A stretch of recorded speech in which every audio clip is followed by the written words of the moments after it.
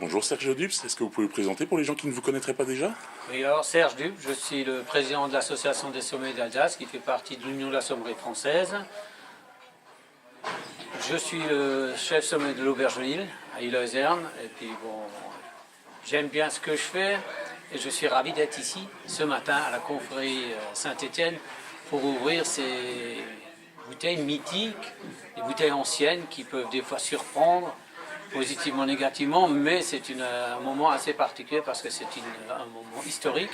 Pour nous, l'association des sommeliers d'Alsace, nous ouvrons régulièrement des bonnes bouteilles, ainsi que des très vieilles bouteilles, mais en avoir à pléthore comme ce matin, c'est assez impressionnant, et pour le palais, pour la culture, c'est très très intéressant, surtout que j'en ai vu naître pas mal. On a le millésime 1983 ce matin, et le millésime 83 est un grand millésime qui devrait encore bien se goûter. Alors il y a des disparités, mais la plupart sont très très intéressants et même exceptionnels.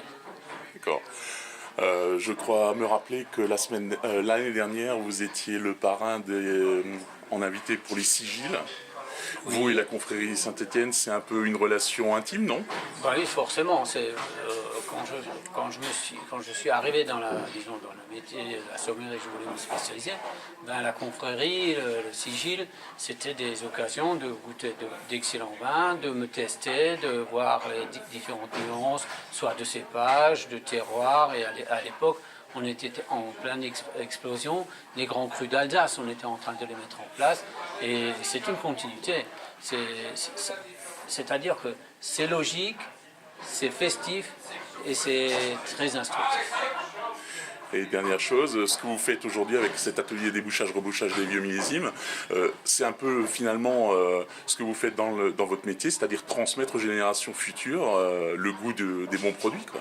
Oui, effectivement, nous, c'est un quotidien. Nous partageons bien sûr nos connaissances, mais des bouteilles un peu plus âgées, ce qu'on appelle des vieilles bouteilles, toujours c'est un point d'interrogation, c'est une surprise. Et on a l'habitude de penser que le vin blanc d'Alsace ou le vin blanc ne se tiennent pas. Là, nous avons la preuve, nous avons des bouteilles qui sont remarquables. Après, l'approche est un petit peu différente. Il faut savoir les marier avec les plats, il faut savoir quand les ouvrir et à quelle température, et avoir un respect par rapport à l'histoire.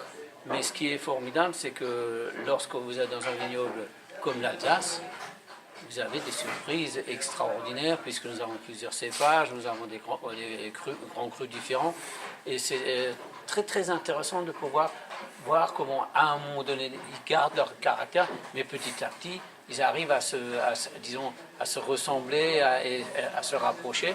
Mais la filiation cépage et la filiation Alsace, elle est visible, et des fois, même si la jeunesse n'est plus là, mais le charme agit toujours, et le plaisir de partager des belles bouteilles avec les autres, c'est quand même exceptionnel.